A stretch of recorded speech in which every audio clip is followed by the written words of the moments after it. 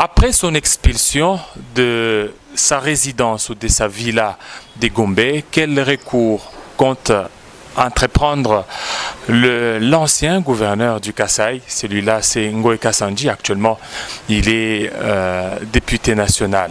C'est avec lui que nous aurons à nous entretenir dans ce magazine d'actualité exclusivité. Comme vous le savez très bien, c'est dans une coprésentation avec mon confrère de tous les jours, Jean-Marie Kazambou. Bienvenue à vous. Voilà, et c'est notre invité que nous vous avions dit tantôt là, le député national Ngoï Kassanji. Bienvenue, monsieur le député. Merci beaucoup. Voilà, vous êtes serein, vous êtes calme après ce qui s'est passé?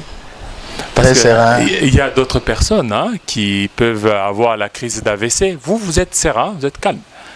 Je suis serein, optimiste. Ouais, optimiste. Optimiste. Mais votre maison a été ravie, il y a quelqu'un d'autre qui y est.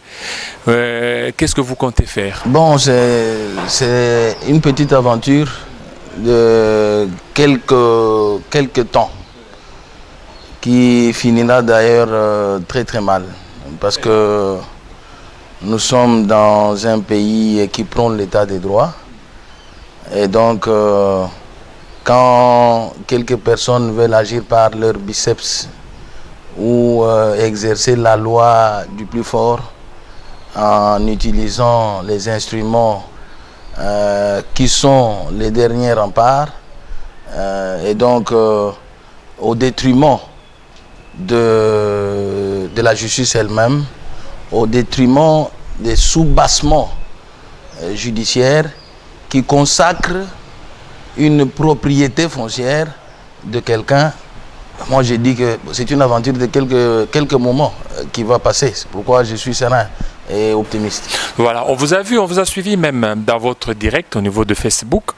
Vous étiez trop sûr de vous-même, même de pouvoir aller récupérer votre maison. Qu'est-ce qui vous donne cette assurance-là? Ce qui me donne l'assurance, c'est d'abord le fait que cette propriété-là m'appartient, me revient. De quelle manière? En janvier 2013, je l'ai acheté régulièrement auprès de M. Keller, Zohar Keller et son épouse, tous des nationalités juives. Je trouve que dans la parcelle, celui qui était locataire, c'est une ambassade qui y était depuis plus de 8 ans, l'ambassade du Zimbabwe. C'est l'ambassadeur du Zimbabwe qui est loué auprès de M. Keller. Je trouve les documents parcellaires, c'est-à-dire le titre de propriété, hypothéqué à la Rabobank.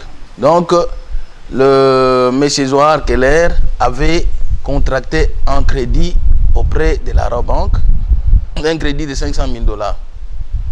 Quand moi j'achète la parcelle à 1 650 000, je lui donne l'argent.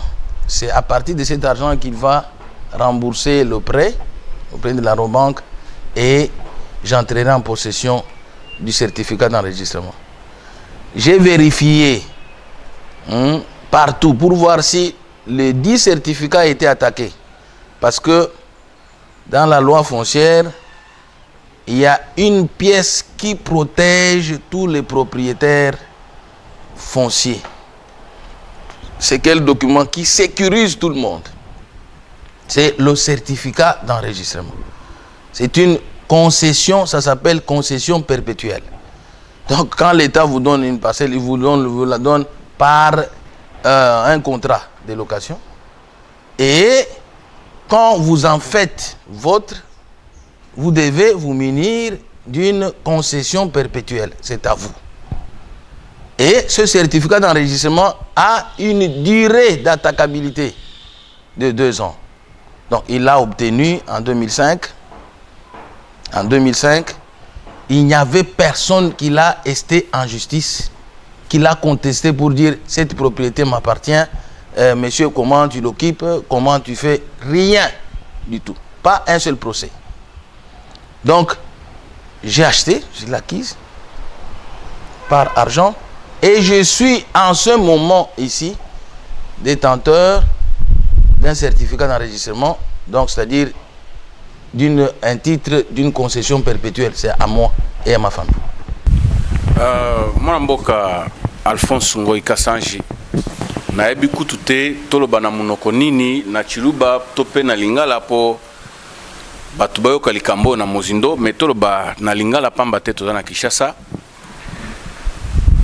tango yo sombi lopango lelo awa tokomi koyoka lisusu ndeko na o congolais Gabriel Mokia o azali kolobake ezalaki ndako na ye azali kotanga soki union de banques zaïroises soki ndenge nini.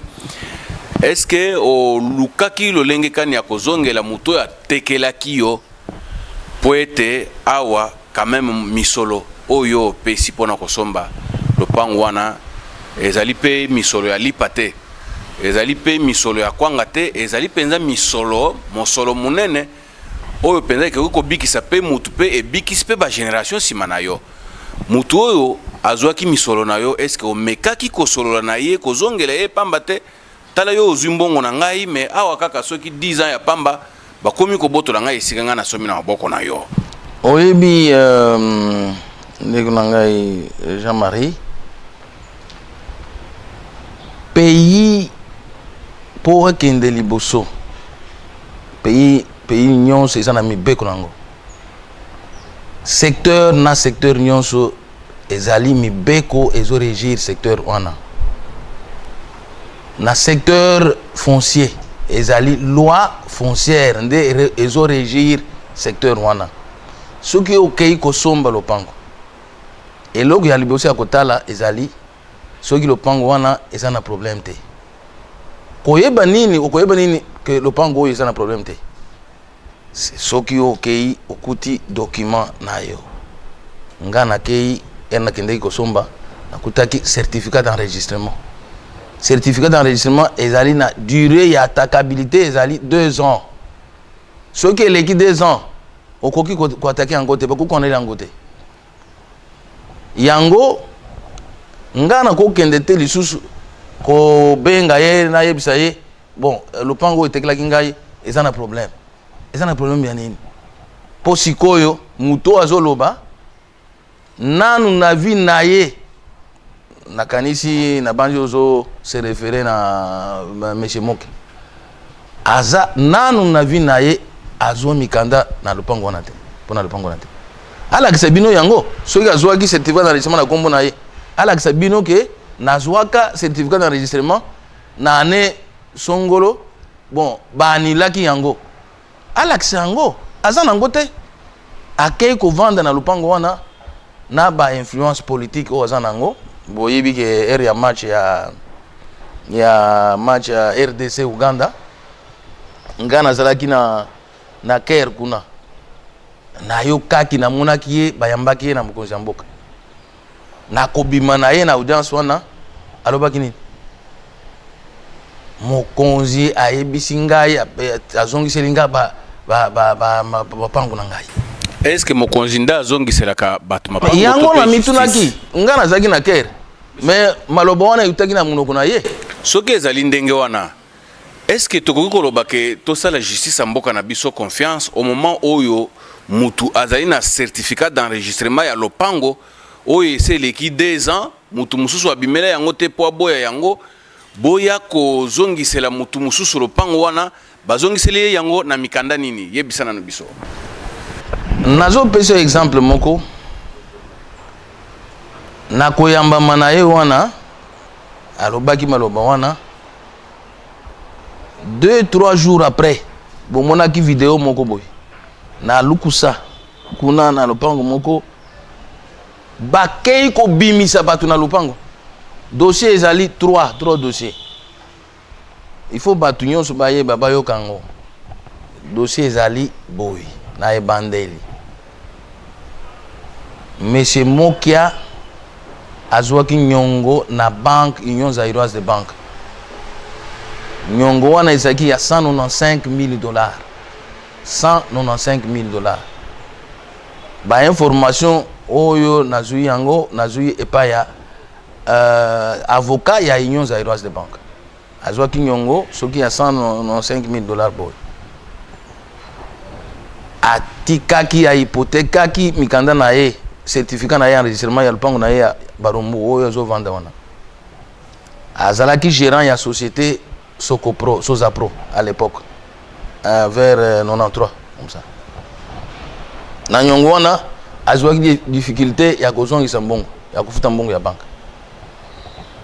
Ayaki kozela na 97 96 na réforme ya Birindo. Réforme wana Birindo atia fixaki taux ya dollar na parité na nouveau Zaïre. A profité réforme directe hein, ils a ça qui 3 jours boy. Allez. Aye kozongisa mbongo.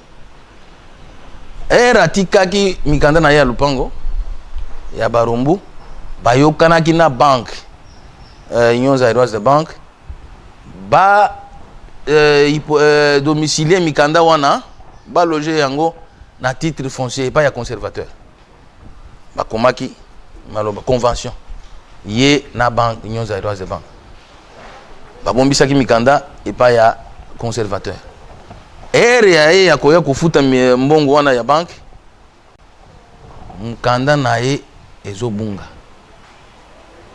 agent ya titre foncier a disparaître mukanda ezomona na te na coffre-fort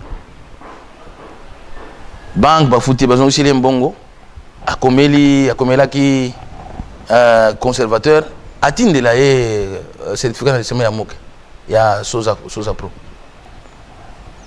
conservateur ekotala na nini na coffre-fort azomona certificat te nde akomelaki banque alobi mukanda ona bombaki ezomona na te ebungi loi elobi nini na matière wana loi elobi boy soki obungisi certificat d'enregistrement na yo kende pa ya conservateur bakosala affiche mutu songolo abungisi certificat d'enregistrement na ye pendant 30 jours bazo la publicité pendant 30 jours après 30 jours bazo établir duplicata ya certificat d'enregistrement yango nani conservateur alobaki nazo sala procédure légale 30 jours na ko établir duplicata mokia gérant ya Soferco Sosapro akei kofunda banque Union Zaïroise de banque kofunda ye alobi bobebiseli ngai business na ngai parce que ngai nazongiseli bino mbongo mukanda na ngai ezomonana te au lieu ya kofunda oyo abombaki mukanda nani conservateur fallait ye bafunda ye po mukanda wana bafunda ye po mukanda wana bungaki na coffre-fort na ye azokende akei kofunda banque akofunda na ye banque curieusement po ba manière vo ezalaki kosalema na nini na niveau ya régime ya papa Mobutu na suka na ye ezalaki ba arrangement kobotela mandako ya société mandako ya l'état ba procédure si bien que na 96 premier ministre Mulumba Lukoji akomaki mukanda akomelaki ministre ya justice apekisa makambo wana ye mokia na ba arrangement na ye akei kofunda na TGI nde bandeli ya likambo wana afundi banque na TGI ba condamné banque ba futa ye 7 millions de dollars ba zongisela ba futa mokia 7 millions de dollars na dommage intérêt mutu a defaki 195 000 $. Ozokende kofunda bazo condamné banque oyo a defisaki yo mbongo 195 000 $. Bazo condamné afuta yo 7 millions de dollars. Il s'ensuit vente publique ya immeuble ya banque. Immeuble Misato. Vente publique. Mokia nano asomba ndako ata moko te. Curieusement, azolo bake nga na sombaki ndako na 7 tout ça. La décision, il y a vente publique, ezali TGI, à jugement, RC 66, 693, 66, 694, 66, 695. Décision Misato. On a côté Kandako pour Mundako ya vente publique. On a fouta des dommages intérêts, il y a 7 millions et pas ya moki. Et pas ya Batu Misato, Oyo Alignaki, comme on a bango zaboye, Mututa, Magema, Mabanga, Biango. Nde Batu Misato wana. Maintenant, banque azongelaki epa ya juge ya TGI wana a condamné. Juge aye ko aggraver encore peine. Au lieu il y a 7 millions, babakisa 4 millions. Et comment 11 millions. Maintenant, cour d'appel ezwaki décision naye arrêt. Na 2002. Arrêt RCA 18040. Pour na kokata décision pour casser décision ya TGI. Ya vente publique na saisie ya immeuble ya union zaïroise de banque. Cour d'appel azongi selaki banque biloko na ye. Na décision on atangila kibino. Mais avant ça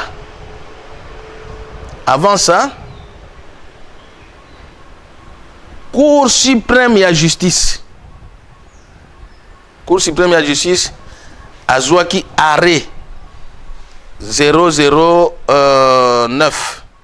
Il y a 2812 RCR bar C 009 et 2812 1998.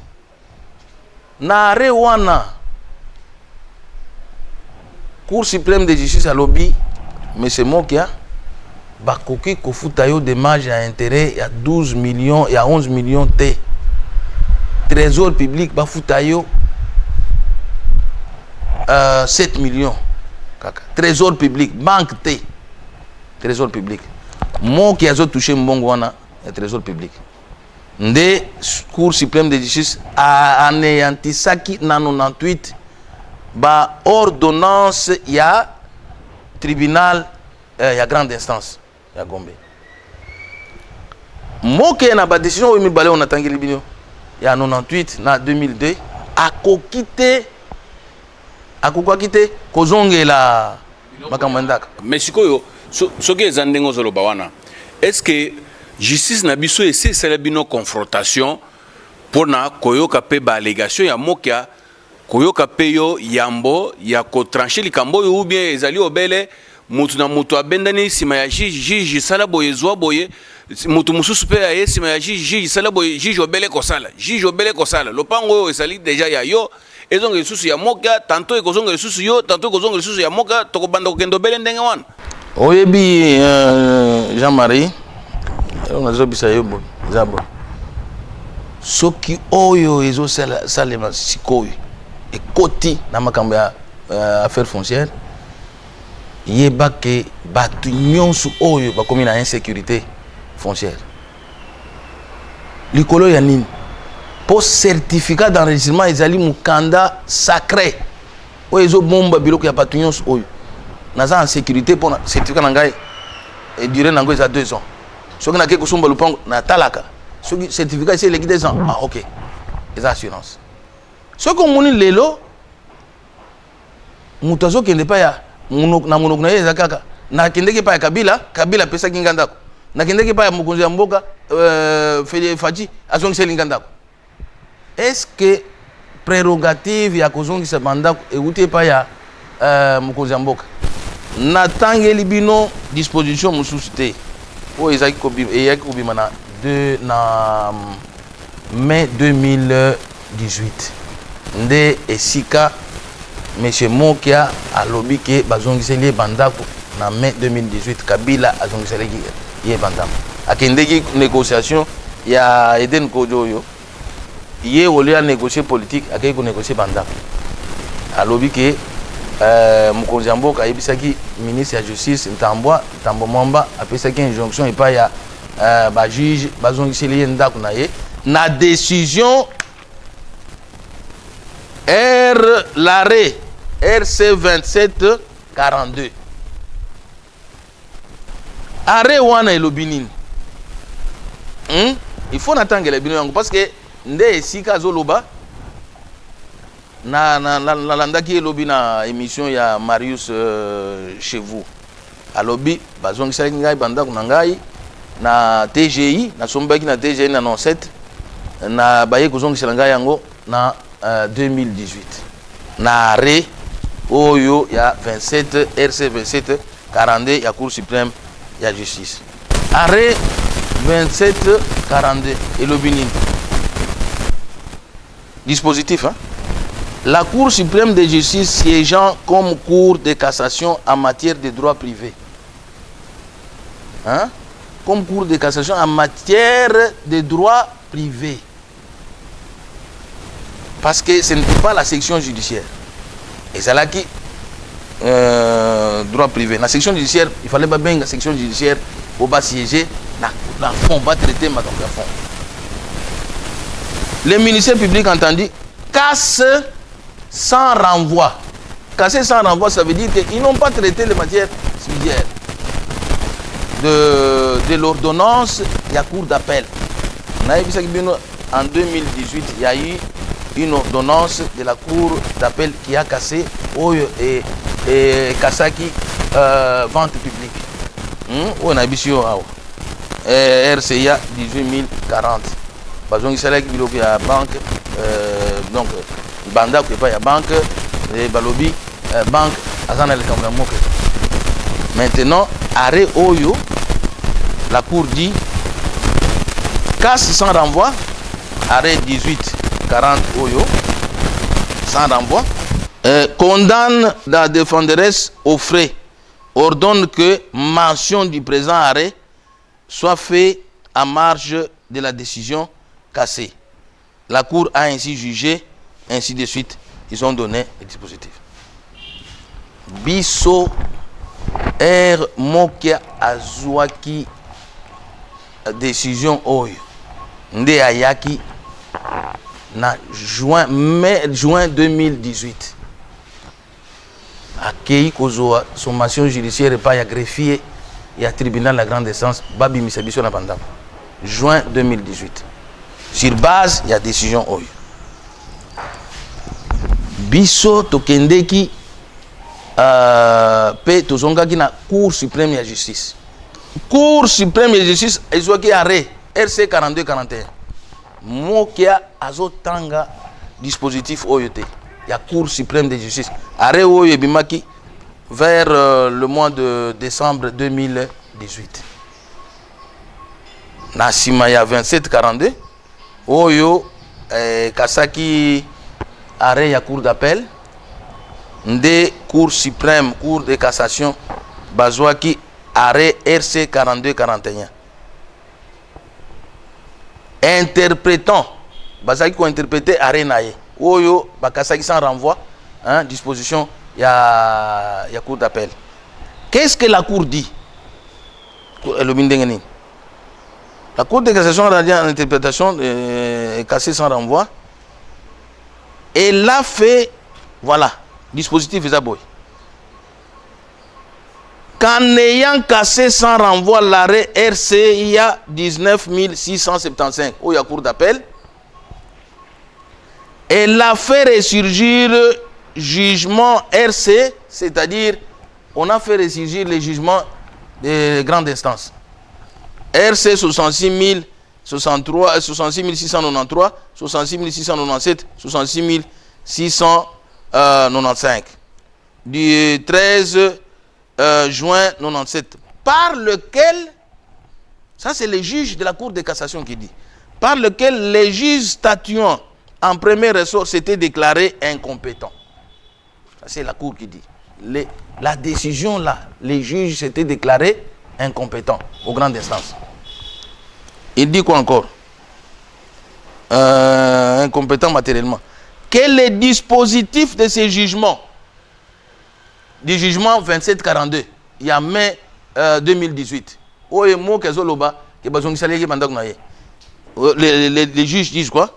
Que les dispositifs de ces jugements ne renferment aucun élément à exécuter. Il continue. L'exécution de l'arrêt RC 2742, il y a mai 2018.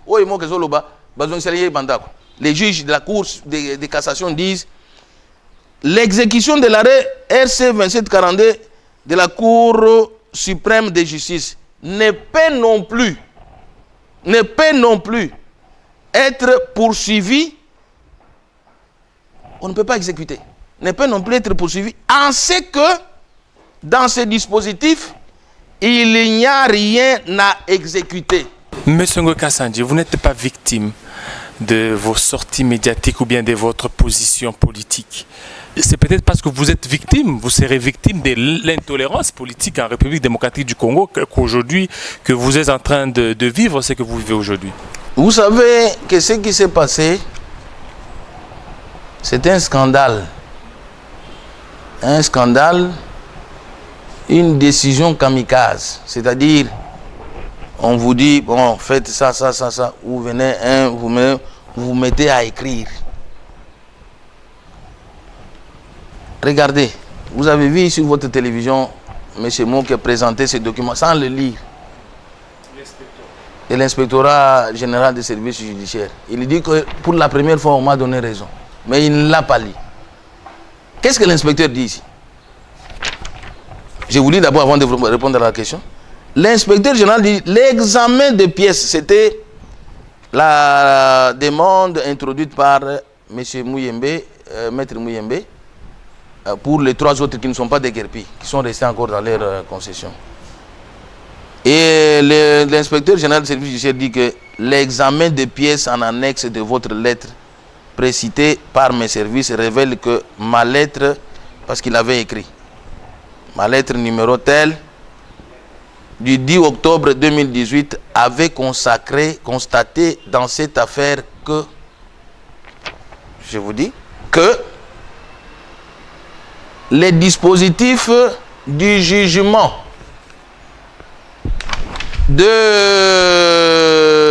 97 du tribunal de grande instance, les dispositifs de ces jugements qui avaient consacré et les dommages intérêts et la vente publique, l'inspecteur dit les dispositifs du jugement RC 66 694 66 695 du 3 juin 97 du tribunal de grande instance de la Gombe et l'arrêt RC 2742 de 2018, mai 2018, que moi que se base sur les deux choses. Il dit que j'ai acheté ma maison en 97 et on me les a remises en 2018. Maintenant, voilà ce que l'inspecteur dit. Ces deux-là, des décisions-là, l'inspecteur dit, et l'arrêt 2742 du 23 mai 2018 de la Cour suprême de justice ne contiennent aucune disposition à exécuter. On ne peut pas avec ça dire non, parce que les greffiers n'exécutent, voilà, je continue, ne contiennent aucune disposition à exécuter. Alors qu'il est connu qu'en cette matière, le greffier, parce que quand la Cour décide, c'est le greffier qui va en exécution. Mais le greffier exécute quoi? C'est comme ça que l'inspecteur dit. Le greffier n'exécute que les dispositifs. Les dispositifs qui dit. C'est-à-dire, vous allez, ainsi la Cour a décidé que le bien revienne à M. Moka, les occupants des parcelles doivent quitter, on doit annuler les certificats d'enregistrement. Les dispositifs n'existaient pas dans ces jugements. Ça, et il continue en concluant en disant, cependant, concernant l'ordonnance qui m'a expulsé, numéro 216,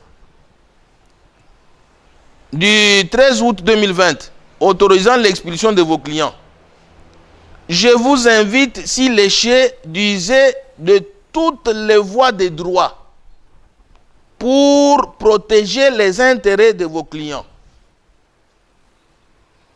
Parce qu'il n'y a pas une matière à exécuter. C'est-à-dire une décision kamikaze.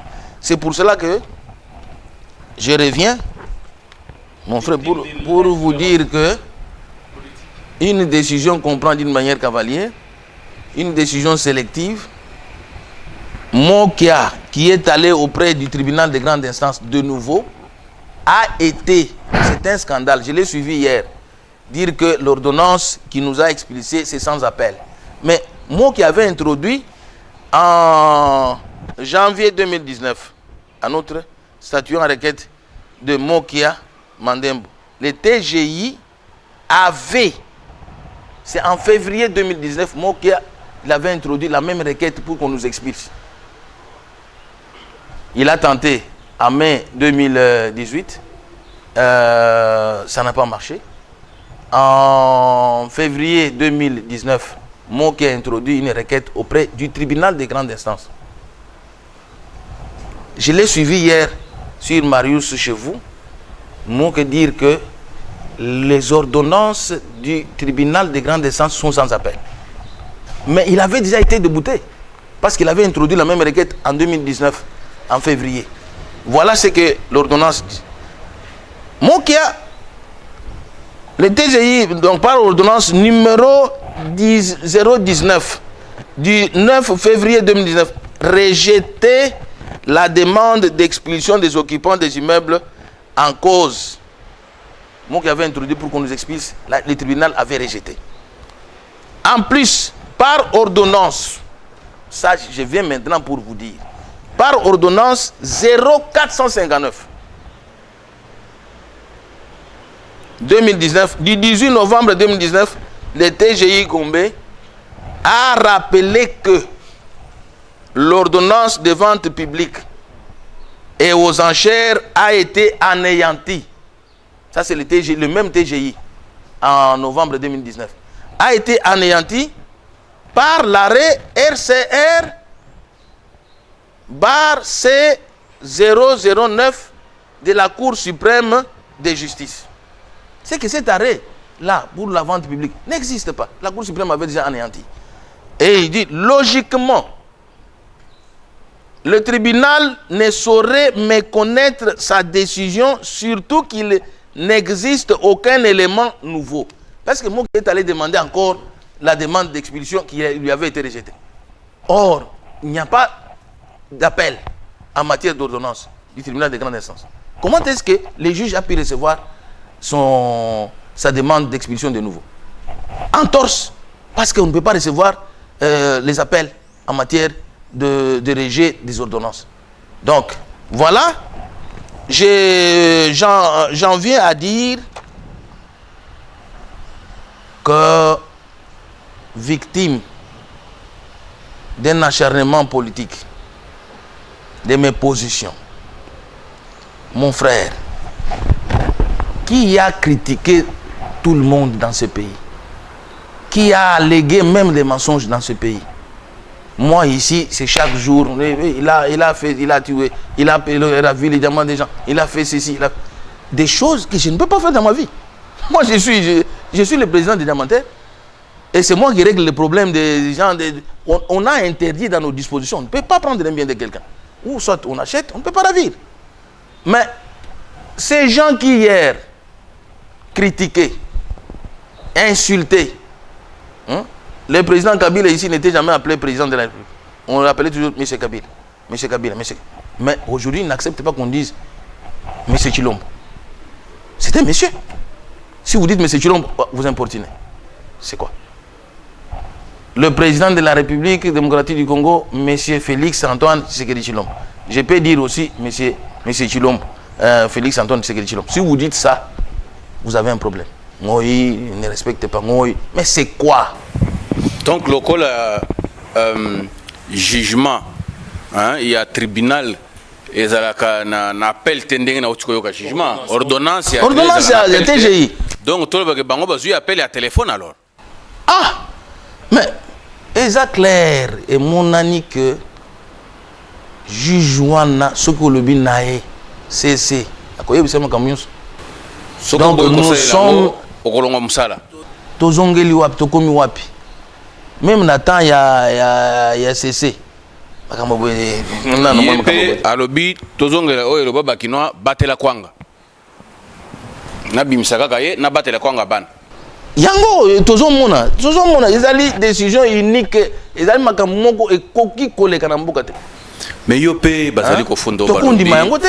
Yo pe ba lobby na yo pe ata ba finga ka ata ba criticaka. Yo comme obele réseaux sociaux. Na réseaux sociaux wana olambela ka wapi olela ka wapi. Est-ce que kotika réseaux sociaux te? Muke réseaux sociaux. Réseaux sociaux. Jamari. Yo kana. Constitution oya biso et lobby. Mutu na mutu azali na droit ya ko s'exprimer librement. Expression librement sous réserve il y a qu'observer la loi na bonne mœurs c'est na ko finga yote na ko lo boboité ne trouble à l'ordre public mais ce qui na lobby likambo wana balingaki basala boy ngana kendeki changu nazaki ko kenda kinga kati akomi ko to na komi na voyager mbujuma na attaque avion 4 heures bloqué dans l'embouteillage. Et là, on a saut des moutons. Balobaki, ça a 3 mois. Saut des moutons, et Chico est au Gomina, plus d'une année. Et aussi la tête. Mais pas de souffrir. N'a le bâti, Ngana représenter la population. Ce qui n'a le but, Cambouana. Et là, ma bon, côté Kuna Bazo Monoke, Ngoyi, Azaka, Yekaka Koloba. Aujourd'hui, Ngoyi Kasandji est devenu opposant dans la coalition FCC Cash. On peut le dire ainsi? Parce qu'on a vu vos prises de position, cela montre que vous devenez de plus en plus opposant que coalisé. Banani bazali ba opposant à la coalition. Mikolonyon ce qu'on confond, ce qui makambozo qui est bien, ezali batu ya FCC ne bezo tiakal. Ezali batu ya FCC ne bezo tiakal. Batu nini mutu nani bazo finga mikolo nyonso Joseph Kabila finga mamakasi Ngoyi Kasandji tokendeki na palais du peuple ko voter UDPS dans la majorité te UDPS dans la soki ba 32 députés na parlement ko mais tokendeki pona ko voter Jean-Marc Kamunda kabo ngana tireki mukanda mais na kei ko voter bazo finga ngai amemaki batu na parlement ba militant na assassin boy mais batu atabo mbongo siko to ko répondre te siko bino bofinga biso to ko répondre soki to répondre lobi bozo kosa Ngoyi zolo bango bazoloba yo ozoloba ke bango pe bazali ko finga mingi Joseph Kabila bazali ko finga Ngoyi Kasandji bango pe bazoloba na batu nyonso oyo bazali sima ya Joseph Kabila mutu oyo mi pesi charge ya ko finga bango bele yo bamusu bango bako finga bango te obele yo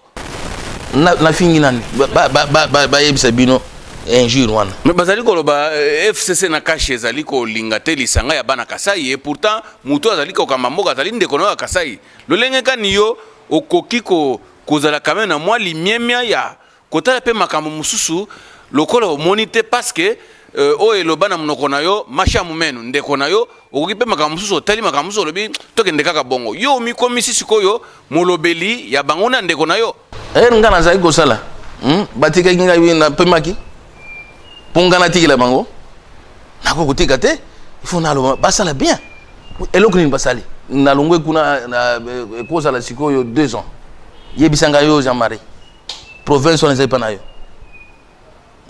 eloko ni basali ba yebisanga projet moko kaka moko oyo bakumaki na budget na bango oyo ba exécuter. Mais c'est vous qui les mettez les crocs en jambes. Vous voulez pas qu'ils puissent se développer, vous voulez pas qu'ils réussissent. Voilà pourquoi ils sont là.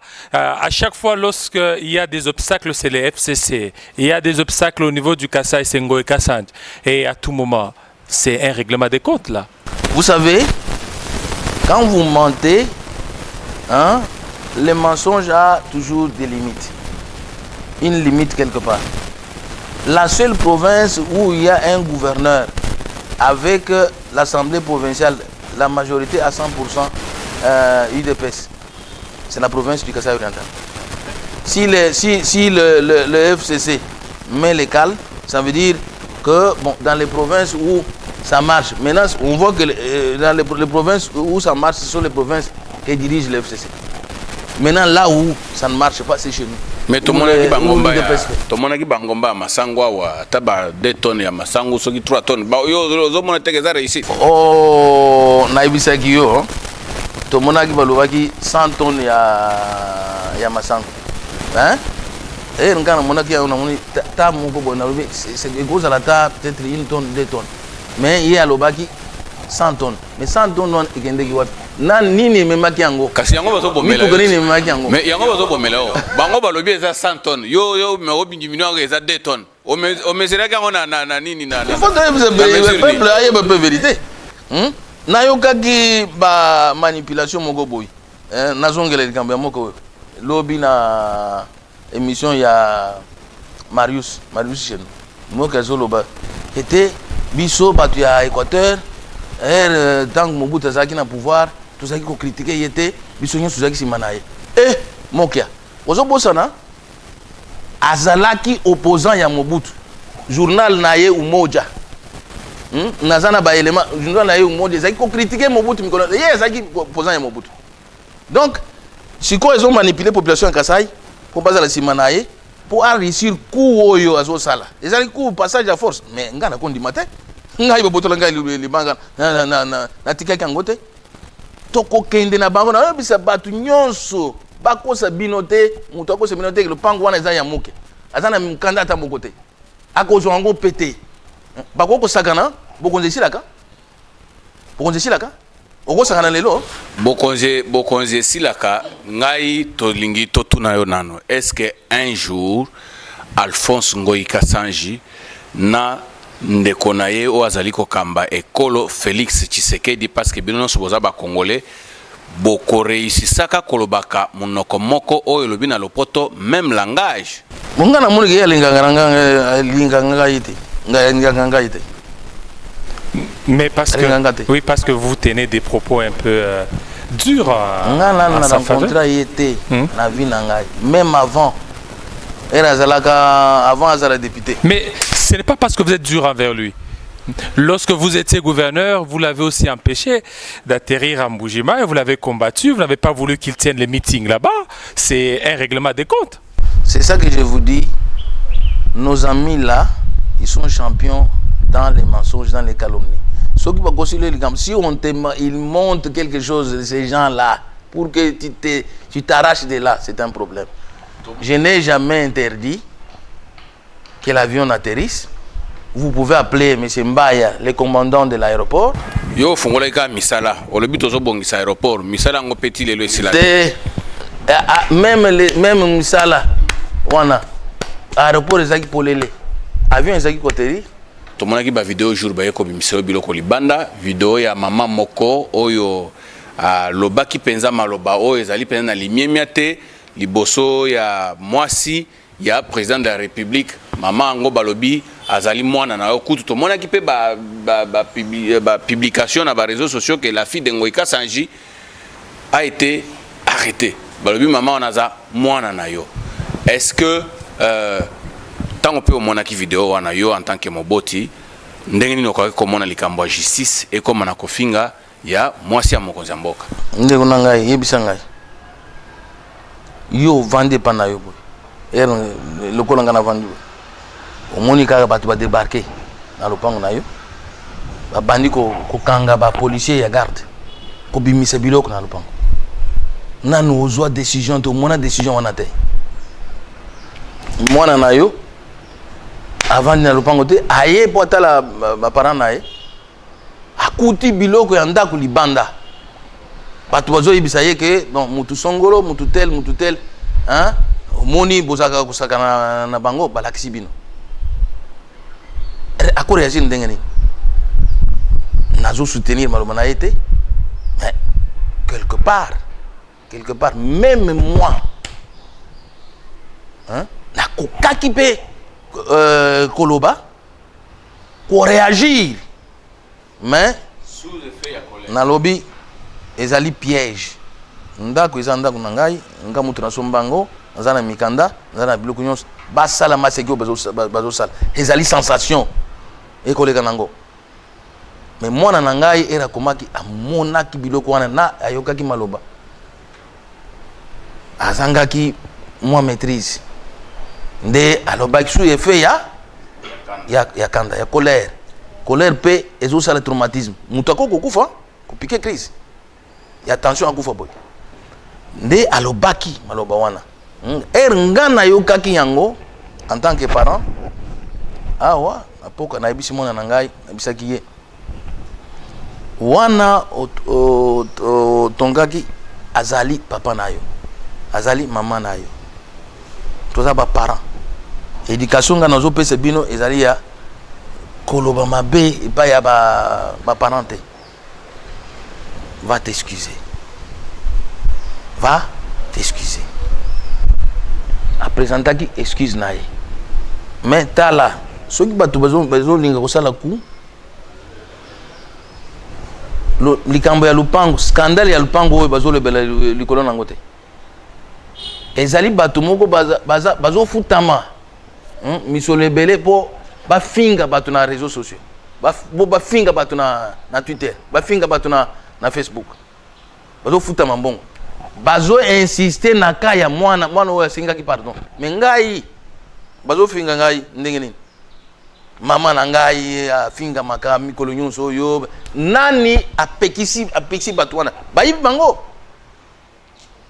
Donc ezali nazo négligé te mais mwana asengaki pardon epai ya baparent na ye akoki komangi ngai pe mais soki mwana asengi ngai pardon je ne peux pas dire pas na biso na chilo balobaka mwana moshe nzubu udungwele momwa et pas na biso hein.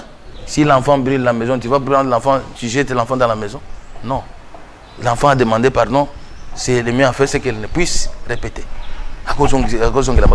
Voilà, ça n'est fini, fidèles téléspectateurs. Mais la toute dernière question, on a vu Mokia qui a dit que vous n'avez pas enlevé tous vos biens. Il y a une chambre qui est restée où il y a beaucoup de vos gris-gris là-bas. C'est vrai? Je l'oppose à la loi en exécution en déguerpissement. Quand un huissier de justice vient pour exécuter la mission lui assignée par le greffier, la mission consignée dans les dispositifs, vous n'êtes plus, quand ils arrivent, vous n'êtes plus responsable de la maison. C'est lui et ses agents. Ils ouvrent tout. Et là où vous ne voulez pas, là où il n'y a pas de clé pour ouvrir, on casse. Parce que toutes les portes, avant de partir, vous devez vous rendre compte que tout est sorti de la maison. Ce qui est impossible à transporter au même moment là-bas, on consigne ça dans les PV. Oyo biloko oyo okoki ko bimisate. Bazo conseiller yango na PV. Natiki moteur nangai groupe électrogène ezakuna.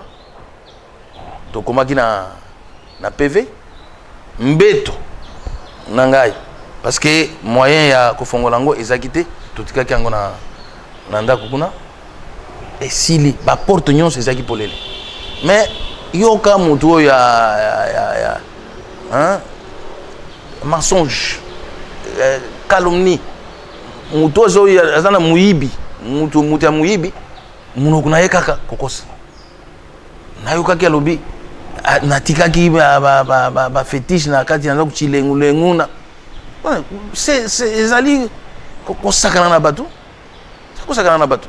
et puis azo minimiser ba diamantaire ye musala na ya kusala baku oyo kosala baku kobotola bandako ya nini ko monter na $195,000 ozo botola ndako ya union zaïroise de banque 7 millions et où tu as asakana na bato mutu azo sala azosalela asombi tout moi diamant ezali kosakana ba diamantaire bato nyonso ya Kasai oriental biso toujours vivre na diamant. C'est normal asakana ba diamantaire parce que bino ba diamantaire bozali na bomoko te bomilingi te stoyoka ki moninga na diamantaire mususu awa akomi kokotsa maloba na PEP na réseaux sociaux hein ngoika sanji soki ndenge ninde omoni ke bomoko ezali wana muke azosakana